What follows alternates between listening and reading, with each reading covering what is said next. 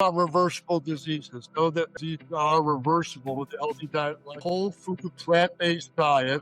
You can do this on energy drink, but a whole food plant-based diet and beneficial lifestyle practices, enough sleep, a daily walk, loving your life. The healthy plant-based diet, that's the key to reversing. The beauty about a whole plant diet is that now it's meal after meal, salads, soups, steamed vegetables, turmeric-rich curries and chilies.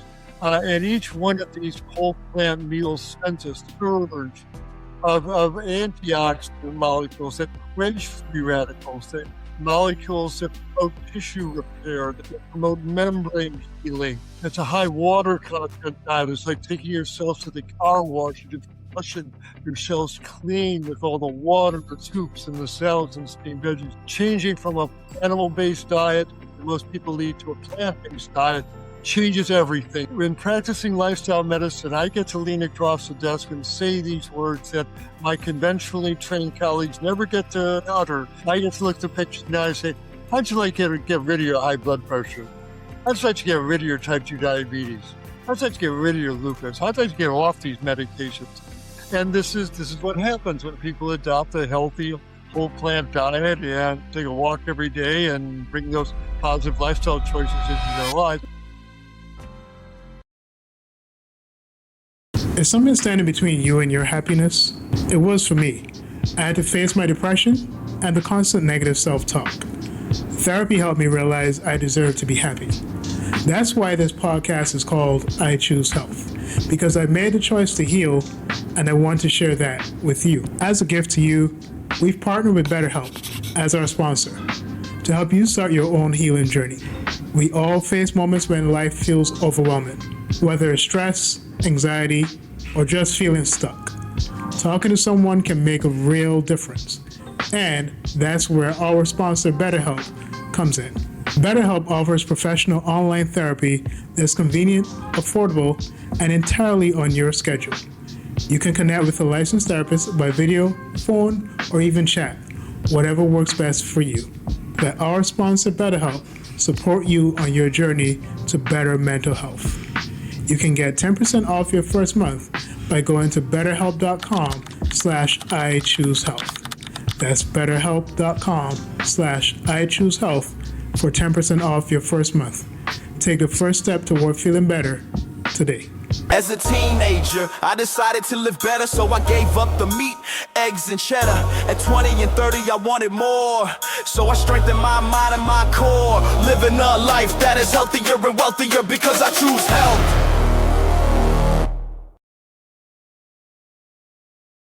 So, guys, I've been thinking about, the experiences that I've had with, friends, family, and, there are people that I have, stood with through their particular illnesses, both friends and family. And, time and time again, being with them in the hospital, one thing that's been consistent, unfortunately, is that the doctors, the people who are there in their final moments, are not directing them towards solutions that are, natural based. They're not founded in actual healing and health. And so I'm really blessed and happy to have with us today someone whose research and life work has been spent in looking into these solutions, these alternatives as to how to heal and to repair the body and to maintain the body in its most optimal and best way. So, guys, without further ado, I want to invite Dr. Michael Klaper to the I Choose Health podcast. Dr. Klaper, welcome to the show. Oh, thank you very much. It's an honor to be with you and your listeners. I'm glad to share this information today. Yes. Dr. Klaper, I want to also shout out Robert Sheik, because he's the one that made this interview possible, and just an amazing guy who's really committed to this cause, just as you are, just as I am. And, I'm really excited about your new book, your new work called Moving Medicine Forward. which is coming out in April, I believe April 7th of this year. And so I want to start actually in the first chapter where you speak about the etiology, right? The causation of heart disease, and how you speak about there not being any solution given or any etiology given in regards to that. Speak a bit on the mindset of the medical industry as to why there's really no real alternative or real solution given, and rather we see one that is bending more towards medicine and things that will benefit the medical industry more than it does the individual. Oh, well, that's a very profound question that really gets to the heart of the issue here. And I've been a physician for over 50 years, and I thought I would be practicing blood and guts medicine in emergency rooms and operating rooms all my career. But partway through my career, I had an epiphany involving my own health. I changed to a plant-based diet.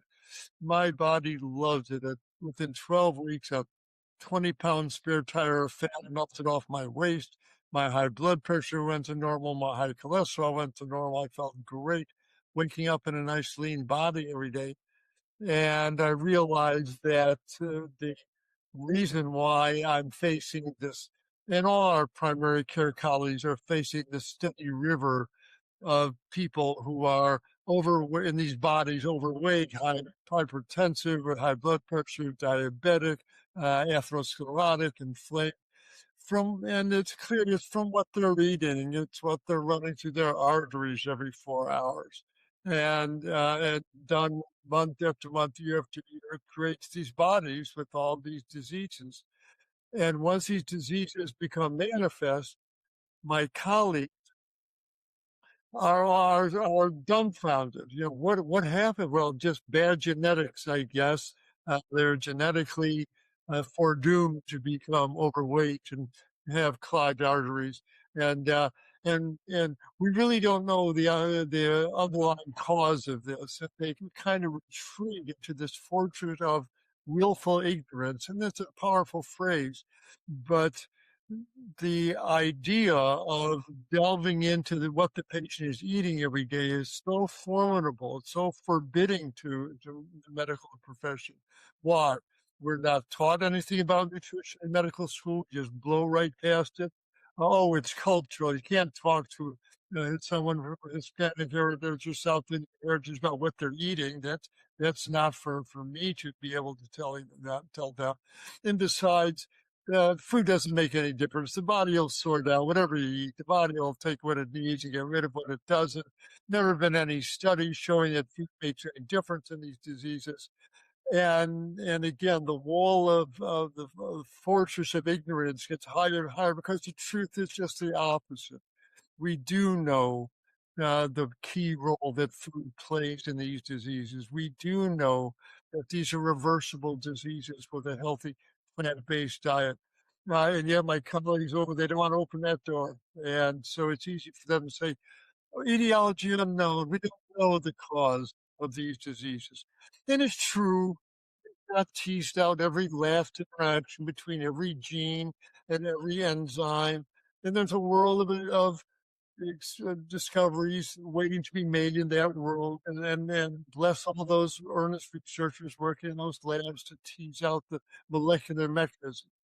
But to say that a diet of cheeseburgers and buffalo wings and pepperoni pizzas and beer do not exert their toll upon the system and isn't the major driving source of these diseases, again, leaves me dumbfounded. To the point that we have to do something about it, and that's what the book is about. What are we going to do about this abysmal pit of ignorance that my colleagues carry around with them when it comes to our patients' diet? You've been in the medical industry, I would say, for the better part of half of a century, right? And what do you think is the underlying cause or motive behind, you have an entire establishment that keeps pushing against the idea of food being a viable option for healing the body. And I always find it so funny. We talk about it on this podcast all the time, where you have Hippocrates who talks about letting food be thy medicine, and we have doctors who are taking the Hippocratic oath, and it seems like we go far away from Hippocrates' thinking, Hippocrates' ideology when it comes to health, when it comes to healing. What do you think is the major edifice or structure that's kind of pushing against that idea? Well, your questions are very perceptive. They go right to the core of the issue. So you're asking, what is the cause of the resistance? And it's multi-layered. As I mentioned, nutrition's just never been included as part of the standard medical curriculum. So doctors complete ignorance. Listen, I don't know anything about nutrition. I wasn't taught anything about it. I don't get paid to do this. I don't. I've got. Only have time to do this. I got a waiting room full of sick patients. This don't bother me. This nutrition stuff. So it's easy to discard it on an individual doctor level. But below that, there's a core of resistance factors to bring in the patient's daily diet. As far as both the cause and the cure of their disease, really breaks down a bunch of inherent barriers in the process. What do I mean by this? Well, one, bringing the patient's diet in disregards the current, breaks their model of disease. All disease is genetic, there's environmental factors, there's viruses out there that they have to cause. Food has nothing to do with this. So there's this initial roadblock. But also, what I'm advocating, because these are diet-related diseases, and the patient will benefit by transitioning their diet to a delicious one based predominantly on whole plant foods. To choose the bean chili instead of the beef chili, to make a vegetable curry instead of a chicken curry. It's not that great a sacrifice. But this means bringing in the dietitian and the food coach into to the health team. Oh, the insurance structure won't pay for that, so we can't do that. So this important ally is not enlisted. The patient is stuck throughout their own. And of course, there's a financial barrier. If people really start eating a whole food plant-based diet, then we're going to have far fewer clogged arteries, far fewer strokes, far fewer cardiac stents placed in arteries, far fewer chest open for coronary artery bypass, far fewer beds occupied in the intensive care unit. Well, these, of course, are money-generating procedures, and if those go down, it threatens their financial model. So all the way around this edifice that has been constructed of diagnose a disease, get around the right medicine, send them to the right specialist, and we've done our job. That model has been so firmly encrusted, so it's become calcified in our healthcare system, that those are the main barriers. It's easy to plead ignorance and just keep the money flowing by doing more and more procedures. And it's sad, and everybody loses. The patient loses most of all. They lose the opportunity to actually reverse their disease. In practicing lifestyle medicine, I get to lean across the desk and say these words that my conventionally trained colleagues never get to utter. I get to look the patient in the eye and say, how'd you like to get rid of your high blood pressure? How'd you like to get rid of your type 2 diabetes? How'd you like to get rid of your lupus? How'd you like to get off these medications?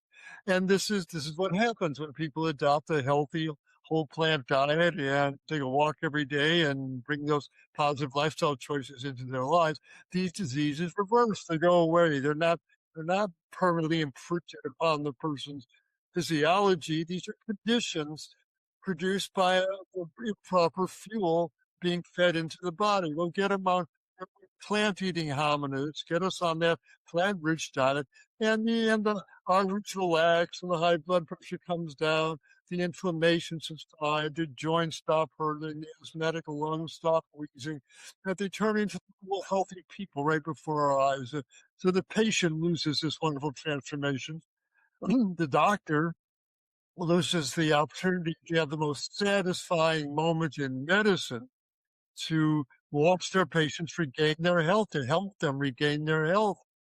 At the end of my slide presentation to the medical students, I have a slide that says, knowing how reversible these diseases are with a healthy diet and lifestyle, you want to heal these patients or just want to manage their chronic disease. Why are you going into medicine? Want to heal these patients? Get real about why they're sitting in front of you, doctor, in these bodies, overweight, hypertensive, diabetic, atherosclerotic, inflamed from what they're eating daily. Deal with that and you will help them regain their health. But society loses with this patch hole in the dike uh, approach that we have to healing here, to stent the artery open, etc. Because the patients still go on getting their heart attack. They still get their strokes. And every time a breadwinner in a family goes down with a heart attack or a stroke, not only have we lost a creative, loving member of our society, but we've lost a taxpayer too. And so all the rest of us have to pick up the slack because we still got to pay for fixing the roads and college scholarships, etc. Certainly the animals lose big time. No one's saying anything about changing our diet. We wind up killing hundreds of millions of animals every hour. 600 million chickens get their throat cut every hour in this country. That horror will continue. And the planet loses with the business as usual, our business as usual medical approach. Because the meat-based diet is why we're cutting down the forests, why the soils are eroded, why the rivers are drying up. Everybody loses with this model that has coalesced for the doctor, patient, make a diagnosis, treat them with medicine and surgery, done your job. That's 1920s medicine. We need 21st century medicine. Why does that patient in that body, from what they're eating and how they're living their lives, you owe them, doctor, the truth, and to help them regain those dietary practices that will really help them gain their health. That's what our book's about. I'm glad that you mentioned that that's like a 1920s model. And it reminds me of, we go back to 1906, where you have the whole thing with Upton Sinclair and the jungle and that idea of a need of a change in the way things are done medically and societally, where we make things and environment healthier for individuals. And as you were speaking of this model, explain to us a little bit further what you're talking about when you mentioned a toxic ragtide. Yes. Again, the whole concept of nutrition in medical school has just been broken down to a little side pocket of biochemistry. Well, here's the Krebs cycle enzymes, and here's the vitamins rolled with this. If you don't have enough vitamin C, you're going to get scurvy. Then you don't have enough riboflavin, you're going to get pellagra. And that's all we're really basically taught. And the effect of the patient's daily diet on the body is so profound. And yet, in first med school, no one mentioned it to me. And it's the key mechanism by which these diseases get instigated. What does this mean? Well, when you bite into that cheeseburger, and there's cooked, cooked cow muscle there, along with the dairy protein, the saturated fats. And all that gets added in is the burger is grilled, the cholesterol in the meat patty gets oxidized. So now you're eating oxidized cholesterol. It's full of saturated fat, a wave of saturated fat floods through the body. And it's as the chicken is fried or the steak is broiled, these molecules called free radicals, you rip electrons off various atoms, and now you've got these atoms that are shorter electron, and they're like molecular terrorists that will rip electrons off any passing protein. They'll rip it off your DNA, your cell membranes, and the burger and the French fries are teeming with free radicals. That comes from cooking meat. Steaming broccoli does not create free radicals. Boiling rice, making oatmeal does not create free radicals, but cooking animal flesh does. The animals in the feedlot are fed bushels of grain sprayed with pesticides and herbicides. They're fed antibiotics as growth promoters. All of these toxins accumulate in the animal's flesh. So when they bite that burger off, of those molecules, the pesticides and herbicides and bioconcentrated uh, antibiotics, microplastics, all that floods through the tissues. Again, broccoli, if you're eating broccoli, does not, you don't have to give antibiotics to broccoli. And so in so many ways, and in my book, I go through 16 of these toxic molecules that flood through the tissue, through every cell in the body, every meat and dairy-based meal, typical of the standard American fast food-based diet. And I put all these here, I'm calling this is the rich tide that sloshes through our tissues. And it affects our physiology for hours, 5-6 hours at a time. Um, the body has to deal with these oxidizing agents, these free radicals, the fragments of animal muscle that leak into the bloodstream, the endotoxin that makes your blood clot. Again, the red tide is a formidable collection of the toxic molecules and and repeatedly flooding the tissues with this tide, meal after meal, day after month after year after year. Well, of course, the body's going to get inflamed. Of course, those arteries are going to react. Every tissue in the body will react. And this is the effect of the red tide. The red tide is my curve, but they're arguing the with the presence of these molecules and the damage they cause. And, it's repetition over time, meal after meal, year after year, that creates these bodies that then we have the idea, oh, well, you just need a beta blocker. You just need the ARB drug. No, doctor. They need to change. They need to stop running that red tide through their arteries every 4 hours, and they need to adopt a food stream that is truly healing. The beauty about a whole plant diet is that now it's meal after meal salads and soups and steamed vegetables and turmeric-rich curries and chilies. And each one of these whole plant meals sends a surge of antioxidant molecules that quench free radicals, that molecules that promote tissue repair, that promote membrane healing. It's a high water content diet. It's like taking yourself to the car wash and just flushing yourselves clean with all the water and the soups and the salads and steamed veggies. Changing from a animal-based diet that most people eat to a plant-based diet changes everything. And it's a different physiology. The blood is less viscous. The microbiome is different. The hormones are different. The oxidative balance is different. The inflammatory reaction. You change the entire physiology. That's what lets these wonderful before and after changes we see on the websites of the plant-based Dr. Furman to North, these various websites. How do these people make? Well, they change the fuel they're running through the body every day. It's not the red tide, and the body knows what to do. The body will heal, and every medical student knows that. I wish someone had told me that in medical school. Changed course of my medical career. Someone told me, one, these are reversible diseases. Nobody told me. I wish someone told me high blood pressure is reversible. We get the opposite message. We get, they will take these pills the rest of their lives. No one gets off hypertension. Diabetes, once on insulin, always on insulin. Nonsense. Not the people who have type 2 diabetes because their insulin receptors are all clogged up with fat.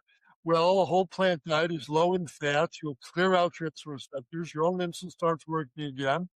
And not only can you get these people off insulin, you have to get them off before their blood sugar crashes to the roots. Same thing with high blood pressure. The arteries heal, the arteries open up, blood pressures come down.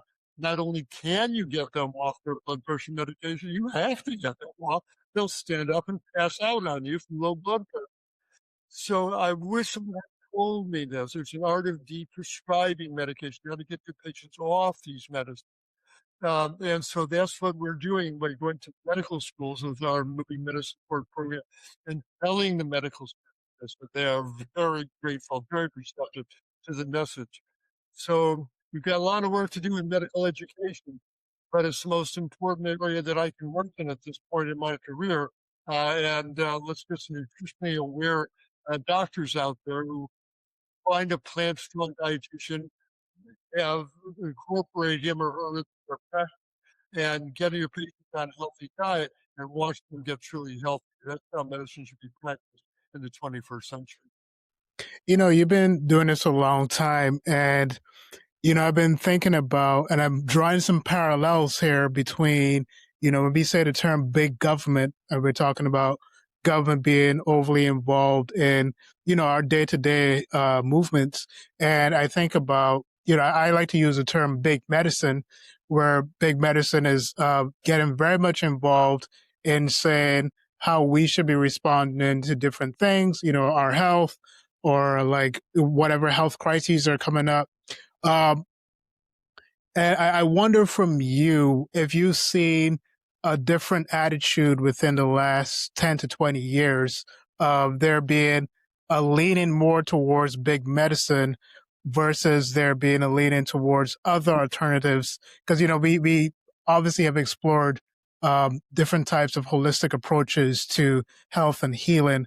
But would you say, and I know you speak in the book about the zeitgeist, would you say that there's been attitude within the last 10 or 20 years to lean more towards big medicine or in the opposite direction? Oh my, so that's a profound question.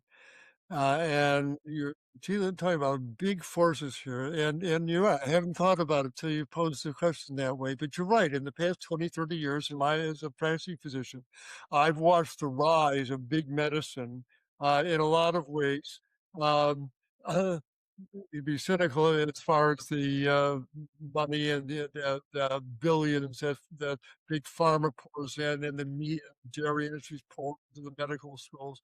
And along with this is an increasing almost militancy. You better toe this line, doctor. And the boards of medical quality assurance will haul you up if you deviate from standard treatment. And they've been getting pretty fierce about that. That's all true.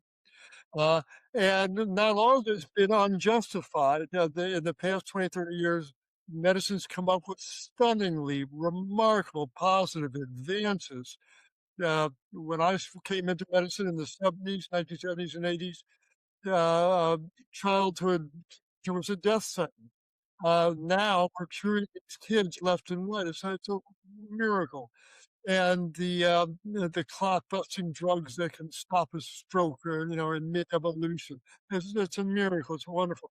The new eye implant, cataract surgery, hip replacement surgery, these are miracles. They're wonderful advances.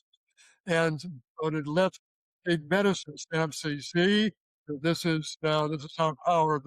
Don't even you mere frontline primary care doctors don't need to challenge us by telling your patients to eat differently or whatever. If we think that food's important, we'll let you know there.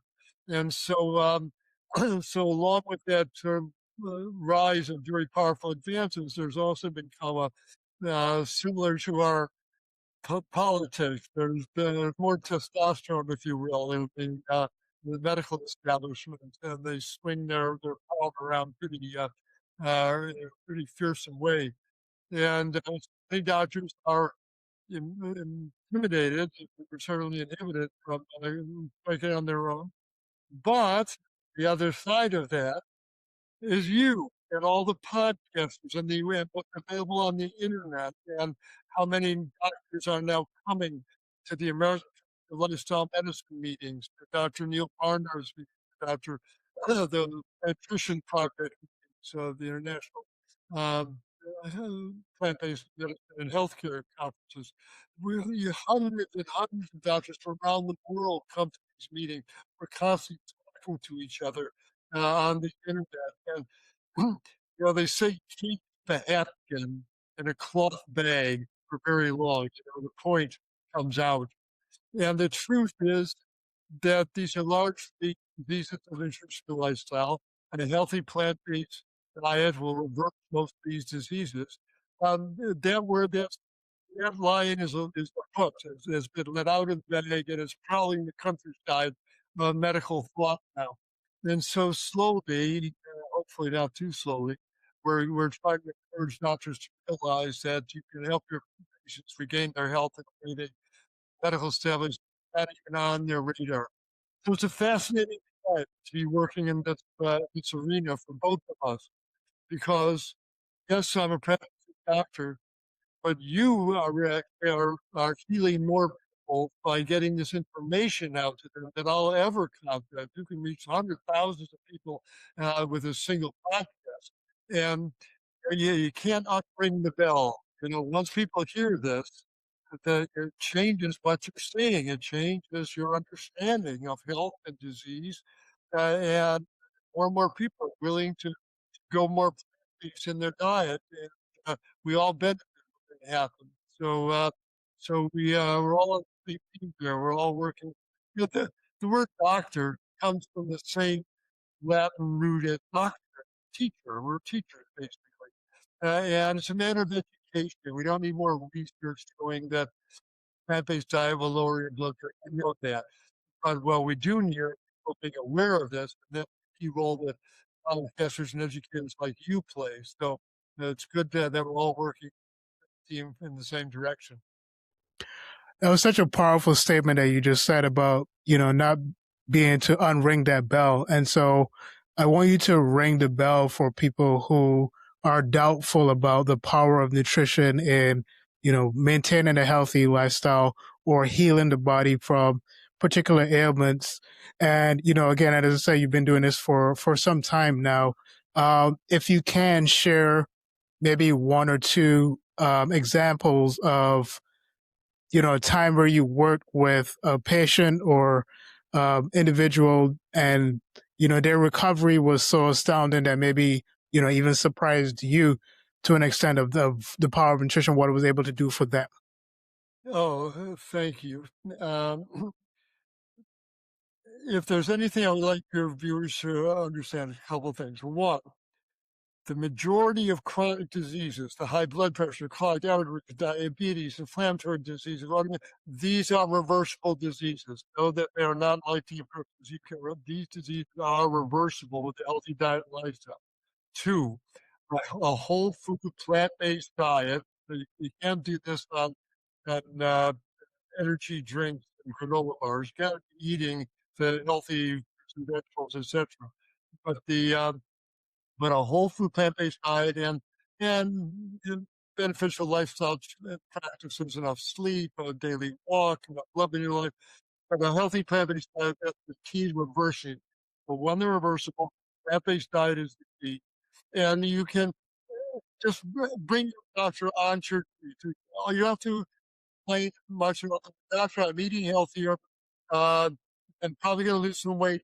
You work with me for medications if as it becomes evidence, whether it's diabetes medicine, high blood pressure, or whatever it is. That's all you need to do. All of these reversible things, plant-based diet is that your doctor should or so they can work with you for your medication. Everybody knew that. I could hang out my stuff and go bicycling. So that's really important. As far as the one of the I've seen, I could write a book, and as most of us not lifestyle doctors could. But the most gratifying one is when I've got a couple in the office who clearly they're suffering from these standard American diseases. They were both overweight, high blood pressure, diabetes, and the wife saw programs, very enthusiastic. The husband's sitting there, and he's got his arms folded. He's shaking his head no, he doesn't want any part of it. All you do is follow them. Everybody is where they are, and some people are ready to, some people aren't. The point is, you never know who is what. You never know who's ready, where they are on any video. And I'm seeing the wife had 1 month, and she's doing great. She's losing weight. I'm reducing her medication. She's looking her. She's feeling better. Husband's nowhere to be seen.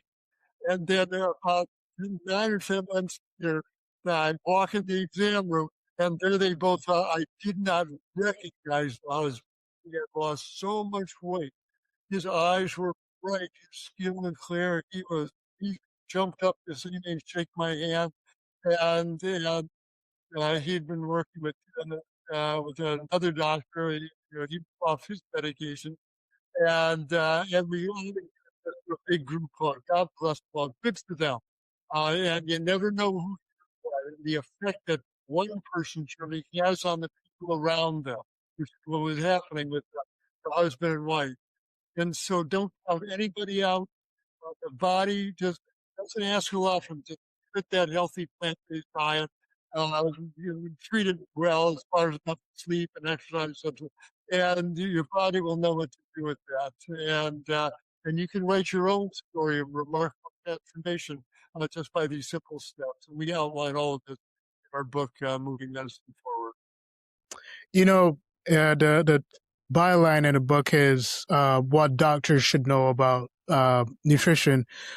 Speak to what both, the average individual and also doctors should understand about nutrition in regards to health and healing, because, I've met many doctors who, if they are honest with you, they will say like, hey, I only had an hour of nutrition while in medical school, becoming a doctor. So what is it that they should know, especially as they're dealing with their patients? What things should they really be paying attention to? Oh, thank you for that. Basically, the three adages apply to my medical colleagues. One, know that the majority of diseases you are treating day after day in your primary care office, these are diseases from what the patient's eating and how they're living their life. These are diet and lifestyle diseases, and they are reversible. You know that these are reversible diseases. A plant-based diet and healthy lifestyle is the key to reversing them. And Dr. Be ready, those medicines you have their patient on, they are going to be too strong for them. They must be reduced, be prescribed as the patient gets better and healthier. So be prepared to do that. Now, all of this, doctor, makes it important for you to educate yourself, because you didn't learn this in med school. Fortunately, there's plenty of information available on the internet. I have it listed in my book, Moving Medicine Forward, but the American College of Lifestyle Medicine has a 5-unit course in fundamentals of nutrition. The Plant Nutrition University.org has 3 courses on plant-based nutrition. There's the University of Winchester online. It's a course on plant-based nutrition. There are books on plant-based nutrition and clinical practice. Physician heal thyself, physician educate thyself on plant-based nutrition. The information is around there. And as I tell the medical students, I'm the happiest doctor I know. My patients get healthy before my eyes. I'm like my colleagues, I'll get them fatter and slicker. Yes, doctor, if you don't talk to them about what they're eating, that's what you're going to see. But it doesn't have to be that way.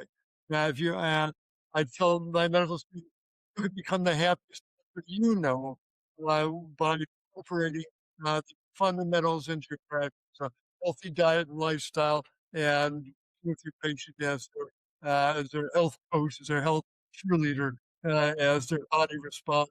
They less and less need for your medication. I tell my patients I want to see two places only. I want to see a health food store buying your tofu, and on the bicycle path when we wave to each other. That's the only 2 places I want to see you. And I give them a wink, of course. They need medical, of course. But basically, live your life. Don't be a professional patient. To reclaim the birthright of health, which belongs to all of us, and you'll be the happiest person to go as well. And Dr. Klaper, if people are to connect with you in terms of website and social media, where would they find you? And thank you. First of all, our book is now available on Amazon, but also go to our website, movingmedforward.org, movingmedforward.org, and you'll see everything we're doing there as well. how you can help us get the word out to more medical schools so we can create a new generation of more doctors. Well, guys, well, Dr. Klaper, first things first, thank you so much for agreeing to do this interview.